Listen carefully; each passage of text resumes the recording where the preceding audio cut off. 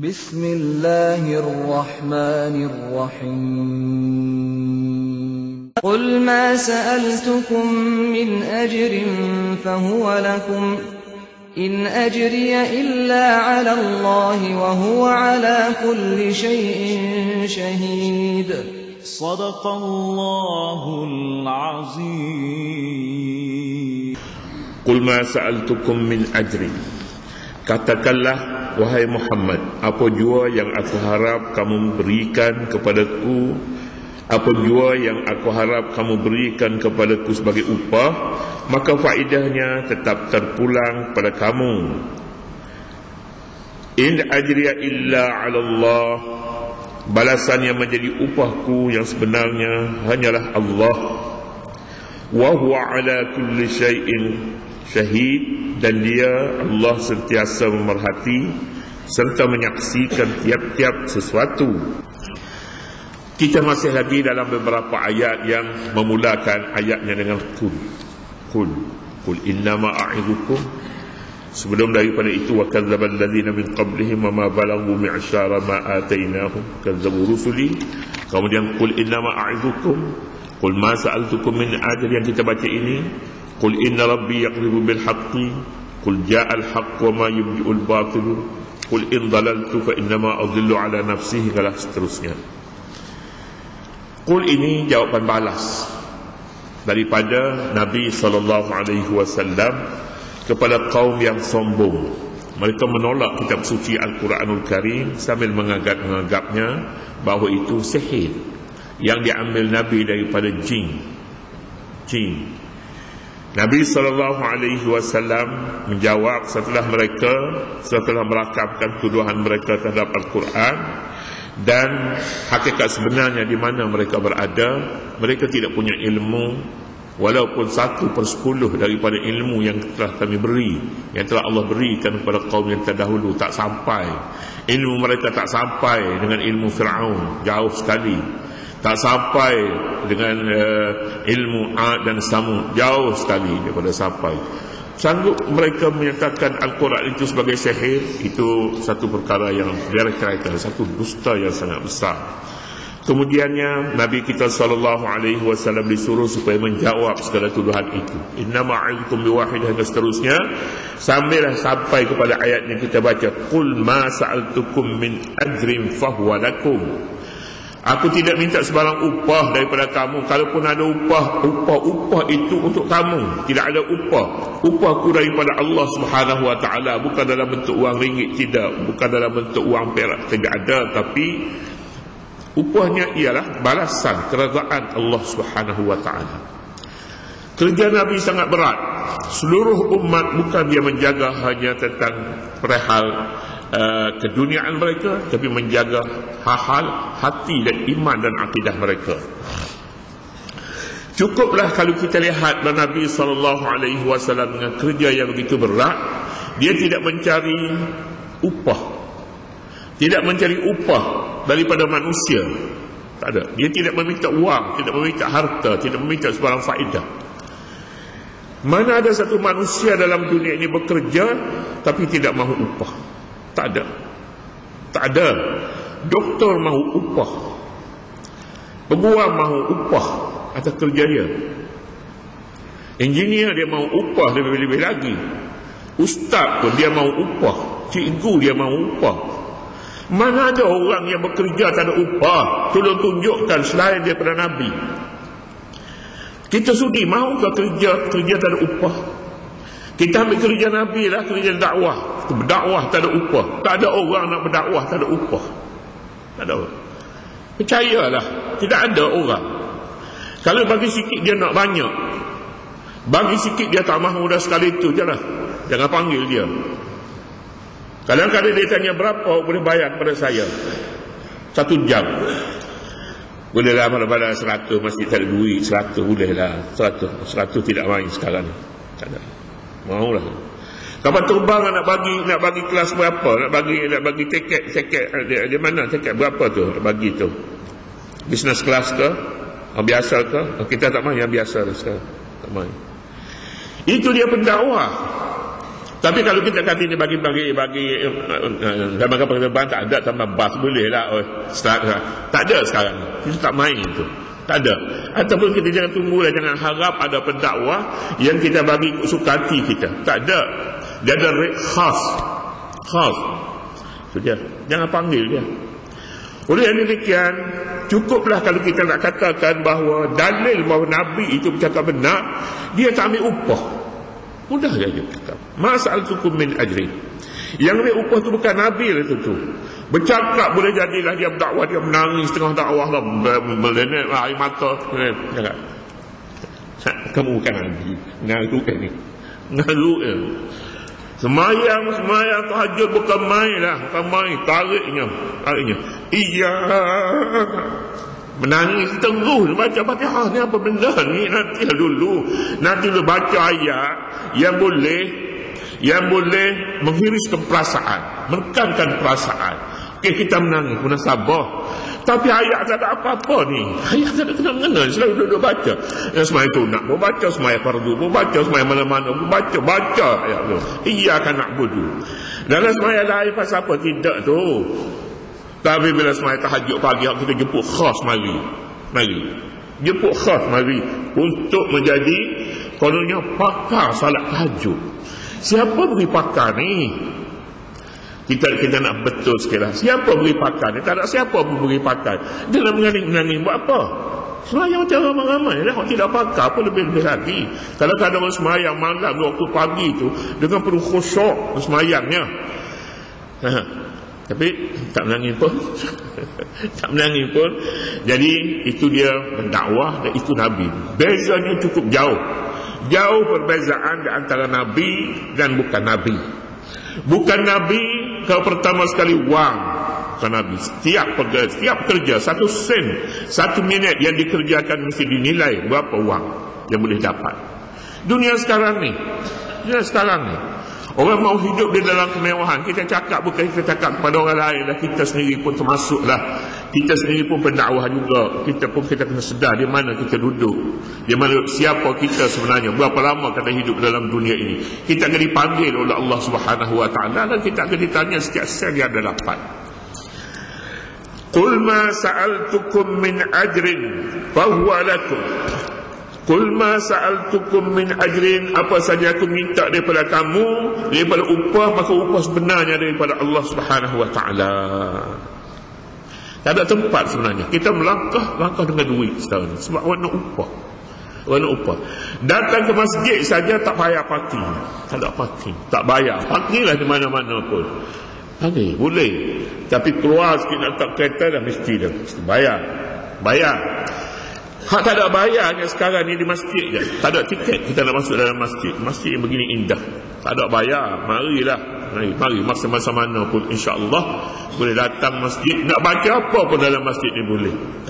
Tempat yang lega, tempat yang kita berasa rehat sebenar-benarnya di masjid. Di masjid hari inilah. Dia lain-lain tempat kita akan dikawal dengan undang-undangnya, dengan peraturannya, dengan bayarannya dan segala-galanya. Inilah dia Islam sebenarnya. Masjid tempat aman yang terakhir sekali sebelum kiamat. Masjid tempat yang paling aman sekali. Tapi kalau di masjid pun bunuh orang, jangan kita fikirlah bahawa dunia sudah selamat hari ini. Di Mesir ribu-ribu manusia dibunuh dalam masjid. Kita waspada semayang Masjid Rab'ah Adawiyah. Ya. Qul ma sa'altukum min ajrin fahuwa lakum. Katakanlah apa yang kami dapat daripada kamu, apa jua yang kau harap daripada kamu sebagai upah sebenarnya ialah terpulang bagi Allah. Upah daripada kamu tidak dapat. Ajrun maknanya upah. Tapi kalau dalam bahasa biasanya ujrah maknanya upah. Ajrin dua meliputi dunia pun ajr, akhirat pun ajr. Ya. Dalam semayang doa yang akhir sekali. Tapi tak tahu baca atau tak baca ni, pasal pendek sangat. Lepas pada takbir keempat tu salam tu, dia ada doanya Allahumma la tahrimna ajrahu wa la taftinna ba'dahu waghfir lana walau. Allahumma la tahrimna ajrahu ya Allah. Makna sebenarnya dia boleh pergi dua. Janganlah kamu hampakan kami pahalanya. Tapi kalau kami ini silap pergi, Allahumma la tahrimna ajrahu ya Allah, jangan kamu hampakan kami upahnya. Upah maya-maya. Dulu di kampung waktu saya di pondok dulu, sini tak ada lah. Pasal di bandar orang kaya semua, kalau bagi RM5 dia orang buang ya, dia masuk tong lagi. Masuk tong. Allahumma la tahrimna ajrahu tu, budak-budak pondok dia terjemahnya, ya Allah jangan hampakanlah upah dia. Mintalah, janganlah 50 sen, tak padan kayu pasita. 2 batu kayu pasita 50 sen bagilah, biarlah boleh minum balik, boleh minum air batu balik, air ais lah, boleh minum air. Tapi balik 50 sen nak beli apa? Di kampung maklum sajalah, tak ada apa-apa. Tapi sekarang ni saya balik ke rumah, pergi semayang, dia orang bagi siapa tuan, tengok.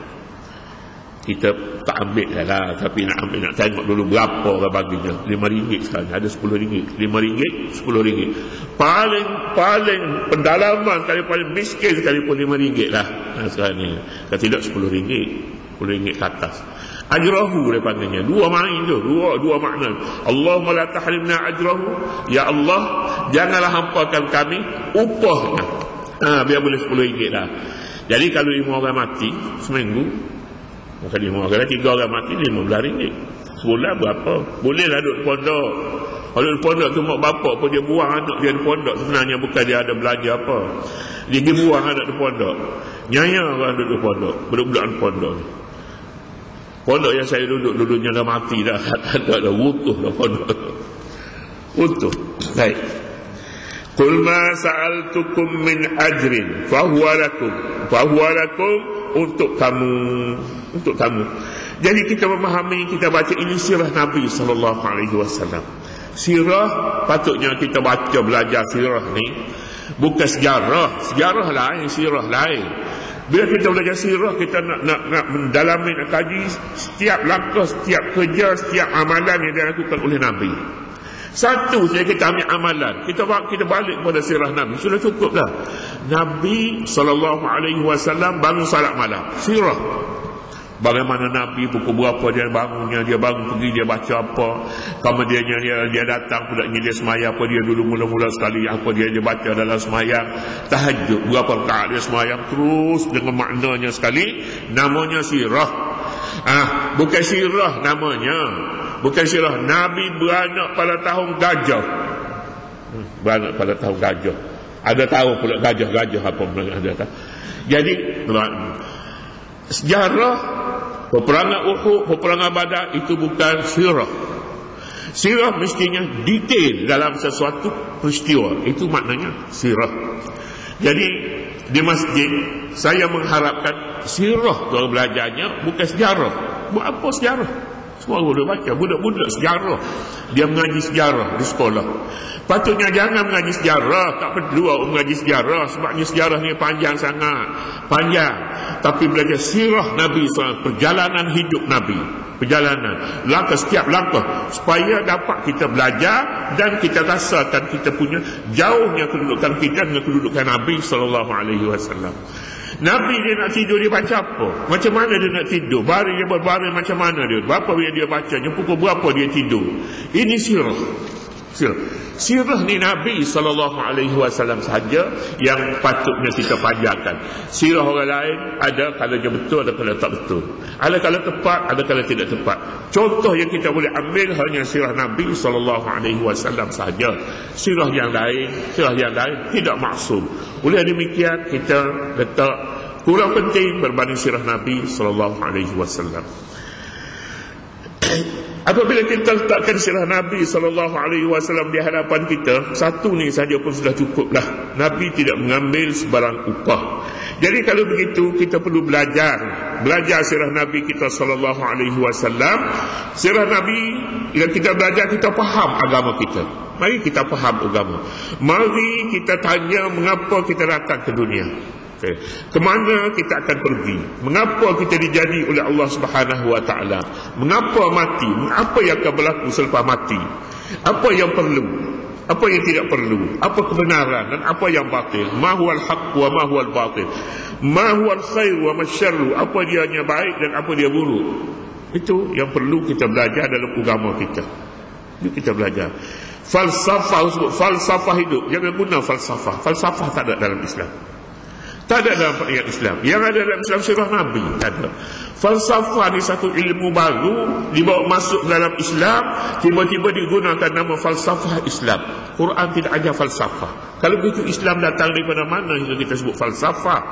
Oh, ini tokoh di Al-Kandi, Al-Kindi, Al-Khawarizmi, ini tokoh-tokoh falsafah. Tokoh-tokoh itu tak masuk dalam senarai ulama. Tak masuk. Ahli falsafah Islam salah, nama falsafah pun salah. Sirah Nabi, ya, sirah Nabi. Jadi kalau begitu kita belajarlah sirah Nabi, tak payah belajar falsafah Islam. Falsafah Islam sebenarnya bukan Islam mendahului dalam falsafah itu. Mendahului kita duduk di belakang. Jadi bila kita namanya falsafah, maka kita ketinggalan. Namanya Islam mendahului segala-galanya. Tidak ada satu perkembangan dalam dunia ini hasil yang dihasilkan oleh ciptaan oleh manusia. Al-Quran menyatakan di mana tempatnya. Hasil hak pemikiran manusia. Jadi kita bergantung pada Al-Quran, maka kita kukuh sebenarnya. Kita bergantung pada satu dahan, satu pokok yang tunjang yang sangat-sangat kukuh, dan kita tidak akan hanyut. Qul ma sa'altukum min ajrin fahuwa lakum in ajriya illa 'ala Allah. In ajriya illa 'ala Allah wa umirtu wa huwa 'ala kulli syai'in syahid. Nabi kita SAW tidak mengambil upah. Sebaliknya upahnya di sisi Allah Subhanahu wa taala. Kita perlu berhenti sekejap di sini. Kita perlu faham mengapa dia dengan dunia ini Nabi tidak memandang penting. Dia tidak mengambil suara upah, tetapi dia mengharapkan keridaan Allah Subhanahu wa taala. Dan di mana kita? Kita dengan Allah jauh, tapi kitanya dengan wang kita dekat. Berapa orang tak boleh bagi kepada kita, berapa upah yang perlu kita capai, berapa bayaran yang boleh diberi kepada kita. Tapi kita tidak tanya apa yang kita akan dapat dengan Allah Subhanahu wa taala. Kita derhaka kepada Allah kerana kita mahukan dunia, mahukan upah. Tapi dengan Allah kita tidak baik. Al-Quranul Karim ataupun sirah Nabi mengajar kita supaya kita berbaik-baik dengan Allah. Kita baik dengan Tuhan. Kita berdamai dengan Allah Subhanahu wa taala. Kita tidak berdamai dengan Allah jika kita mencari dunia tapi melupakan keridaan Allah. Maknanya kita tidak damai. Perlu kita damaikan dengan Allah. Perlu kita cari jalan untuk kita jalan berbaik-baik dengan Allah. Jalan untuk berbaik-baik, bertaubat. Hentikan daripada segala dosa dan salah. Hentikan segala kebatilan itu. Kita ambil yang benar. Berdamai dengan Allah, malam-malam mintalah dengan Allah, bertaubatlah segera. Ini jalan untuk kita berdamai dengannya. Tidak ada satu jalan yang paling bahagia dalam hidup ini selain daripada jalan yang berdamai dengan Tuhan. Itu Tuhan. Kita berdamai. Ar-Rahman Ar-Rahim. Tuhan yang Maha Pengasih, Maha Penyayang. Ar-Razzaqul Fattahu. Al-Qabidul Basitu. Ya Tuhan yang memberi, Tuhan yang menarik, Tuhan yang memberi rahmat, Tuhan yang menimpa balasan baik dan buruk. Ini semuanya Allah Subhanahu wa taala, bukan manusia. Jadi duduk bersama dengan Allah Subhanahu wa taala namanya berdamai, namanya al-mustalah. Mustalah kul mustalihan ma'allah, anda hendaklah berdamai dengan Allah Subhanahu wa taala. Berdamai ini dengan orang berkelahi, kita katakan berdamai pak dia berkelahi. Berdamailah, tak ada makna lagi berdamai dengan dia. Tapi dengan Allah kita tak pernah sebut berdamai, sedangkan kita berkelahi dengan Tuhan tiap hari berkelahi.